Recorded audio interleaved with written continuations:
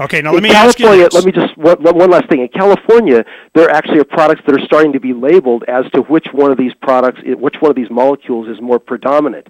If I had that information publicly accessible to me in the practice setting and could talk openly and make recommendations to a patient about not necessarily just which one to use, but which ones to avoid that might make them worse because there are others that may have more of what they need to benefit. If I had all that information in a publicly accessible way and could have that open conversation and could actually write down for a person, this is what you need to avoid and this is what you might be better off using, that would be an important public health intervention, not unlike the label on a cigarette package that says, caution, cigarette smoking may be hazardous to your health or may cause cancer. So what I'm saying is, even at a public health level, without even looking at it as a prescription medicine, greater access to that type of information would be useful for me as a practicing doctor. That's at the other end of the spectrum from saying, no, we shouldn't go arresting people for smoking a joint in their home or for growing a few plants. That shouldn't be an arrestable offense. Those are two things, at opposite ends of what I would see to be a regulatory spectrum. Okay. I'll tell you, doctor, this is, what I'm sitting here itching to say, and I guarantee the audience is too. Yeah. All right? Okay, sure. I had this conversation several billion times. All right, here we go. So freaking what? I don't care what you have access to as information.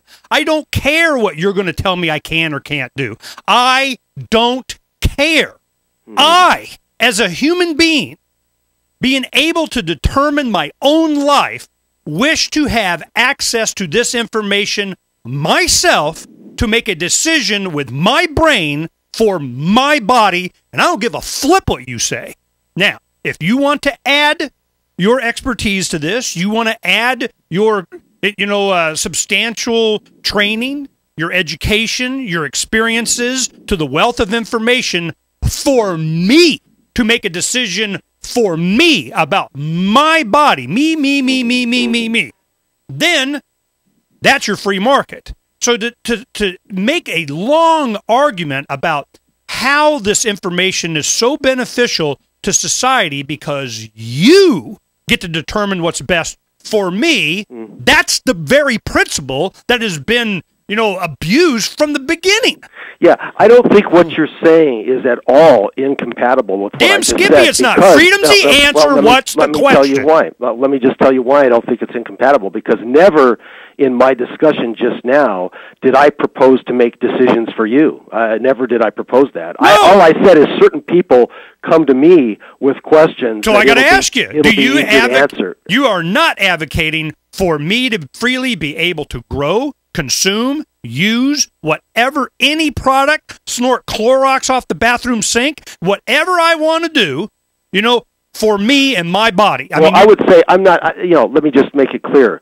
If I say no, I'm not advocating for that, it's not because I don't think that, at some level you may be entitled to that. It's not that I have an issue with that. It's that as a physician, weighing in on this issue, my task is a little bit more modest than that. First of all, the book is not about, in fact, one of the principal assertions of the book early on is let's start with a task that's less presumptive than abolishing the entire drug war. Okay, maybe abolishing the entire drug war would be a good thing, but let's begin with something that people will actually have a conversation about. Because as soon as you enter into a conversation of let's legalize all drugs the way people at the Law Enforcement Against Prohibition do, as soon as you enter that conversation, you immediately polarize everything. Or Ron Paul has said that, we should legalize drugs. Okay, Amen. you can say that all you want. Amen. Fine.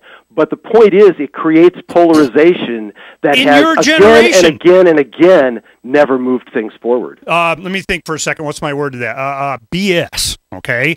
That is why we're having this conversation. Of course it's not going to change overnight, but if you give up the principle, you'll never get to the base of what the problem is. You will always have somebody else giving another link to your chain, so you got a little bit longer chain to the peasants in the cage. The slaves on the plantation. All you're doing is saying, you know what? Let's loosen up the leash a little bit. Let's go ahead and you never give advocacy to the principle that you're not a slave.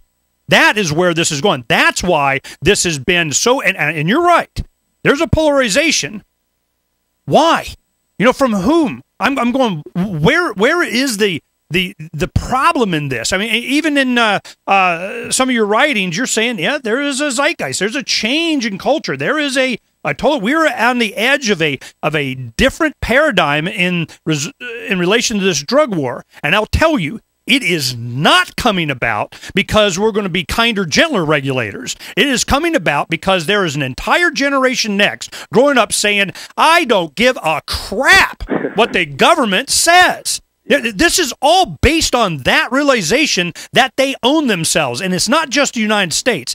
It's worldwide. And it is challenging the foundation of every institution in and outside of government, as if there's any difference between in and out now anyway. Let me just say, and fine, I'm not going to, I hear what you're saying, and I don't think that it's wrong. I mean, I think you're making a very good point.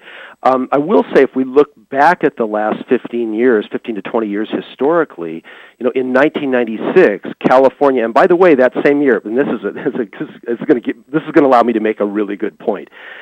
California passed a medical marijuana law in 1996. It was what I call it a second-generation law, because it wasn't a law that says, gee, we're going to work hand-in-hand with the federal government to take this forward. It was a law that basically said it was a selective form of decriminalization. The feds may outlaw this, but we're not going to do that dirty work. If there are people that say they get medicinal benefit from it and they have the approval of their doctor, we're not going to prosecute them. Now, California has gone through all kinds of problems trying to implement that law because there are counties that disagreed and felt, no, we should follow federal law. We are going to prosecute them. And there's a lot of court cases and a lot of problems. But, overall, things have progressed in such a way that, the law is gradually being implemented in a coherent way in California.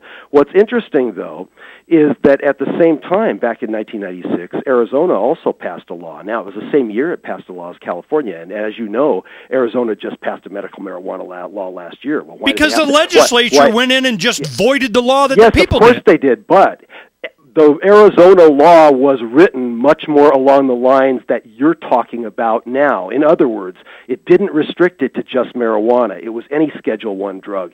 And it stepped over the line using the language of prescription. It wanted to be able to prescribe by whose? Well, the line between... The people spoke. You wanted this democracy, republic, constitutional thing. They came in, passed it. 77% passed it. And legislature said, no, you're not allowed, people. You do not control yourself. We do. Life sucks. Get used to it. Yeah, and the feds beat them back is what happened. The federal government beat them back because legally they had tried to take the law farther than they could get away with. In other words, Arizona's law was more liberal than California's law. That's why it got beaten back. 77%. So that doesn't matter? Doesn't matter? Well, see, this is exactly my point. Practically speaking. Yes. Do I practically get to own myself, or I practically don't? Well, it's obvious I don't, according to the government. So I'm going, hey, thank you very much. That's all I wanted to know.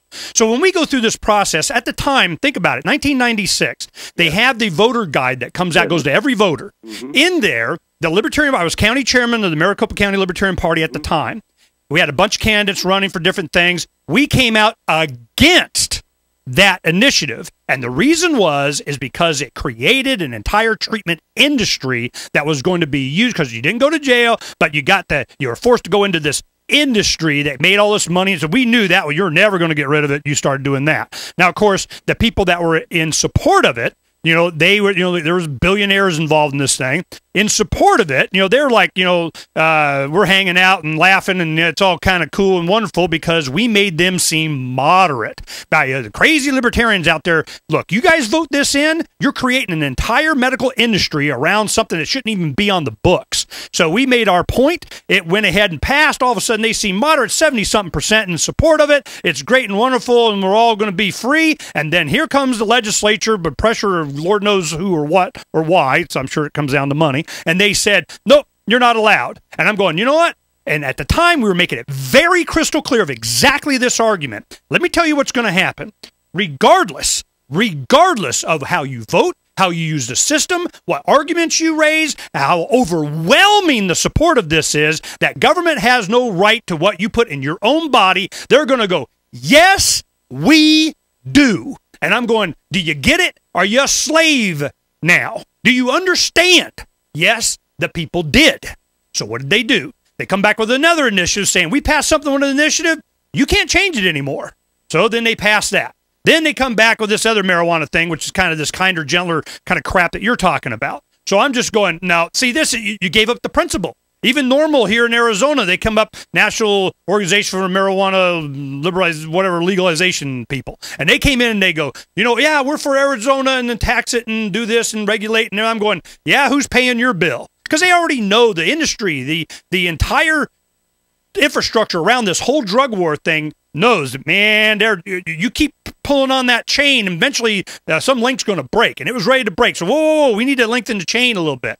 They're just trying to drag this thing out, drag it out, because sooner or later, in the end, freedom always wins. It just gets really messy first, and the mess is coming. I mean, just tell that to all the people that have been arrested in the meantime and are doing hard time in prison as a result. So, due to the government saying they control them. Well, that's my point. That's my point as well. That's why I'm saying we're not in disagreement on this larger issue, because certainly the point is, I think that we're both making, that people shouldn't be criminalized for what they put in their own bodies, and we can accept that. I mean, I'm not arguing against that principle. I'm just taking it to a different level and saying that as a physician, I have a different take on it from other angles that are also important. I always have, there are many anarchist, libertarian physicians, attorneys, whatever. Mm-hmm. And even when I talk to libertarian physicians, and they'll say, yeah, Ernie, but if you just legalized everything, people, there's some dangerous drugs out there. There's some things you don't know what you're doing, man. Woo, you're going to cause some problems like not later. I mean, immediately. Are you sure you want to go? Absolutely. Abso-freaking-lutely. And if you're stupid enough to have, a 16-year-old do brain surgery on you, you deserve to have a 16-year-old do brain surgery on you. It's kind of a Darwin thing as far as I'm concerned. So this is, but you don't have force or fraud. You don't have that 16-year-old saying, no, I'm a certified de la super surgeon that's done it a billion times, and not be true. Prosecution. Boom, done. Proper role of government to defend against force and fraud. Don't be making some claim that it doesn't do it. If the FDA had any use, which I think they don't, if they had any use, it'd just be, hey, let's take a look at it. They lied. We're just, whatever. I mean, again, I would say I don't necessarily disagree with what you're saying, but what I am saying is that the argument that I'm making is a little bit more modest than what you're suggesting. Why is that the argument? I'm saying that kind of argument only serves the future industry that's coming up around. I guarantee it. I'll bet you got fans all in the marijuana growing corporate. We're going to get our farm, regulate the little guy out. You can't. We do. We got the certification, little warning sticker or label, and it's high in this and low in that and whatever. And that's my point. Who do I trust to give me accurate information? Some special interest lobby, Congress, regulation, bail out the bank people, or my peers, my friends. It's peer-reviewed by the entire planet on any web page in there, and they go, you know what? Man, this Rocky Road de la kick my butt stuff I got from this thing down here that Fred grew, it's like, shit, man. Let me just add this comment, Ernest. I'll say that, your perspective that you're articulating now, I would say, is a very healthy corrective to the oppressiveness of the drug war as it has been waged. So I certainly will grant you that. Yeah, and the other solution is what? Yeah, I'm telling you, doctor, this is what's going to happen. You're going to have, and let's go ahead and remind people, we've been talking a while, Christopher Glenn Fichtner. He is a doctor that wrote the book Cannabinomics, The Marijuana Policy Tipping Point. Now, he's been a professor, Department of Psychology at Southern Illinois University School of Medicine. He was staff psychiatrist at Riverside County Department of Mental Health in Southern California.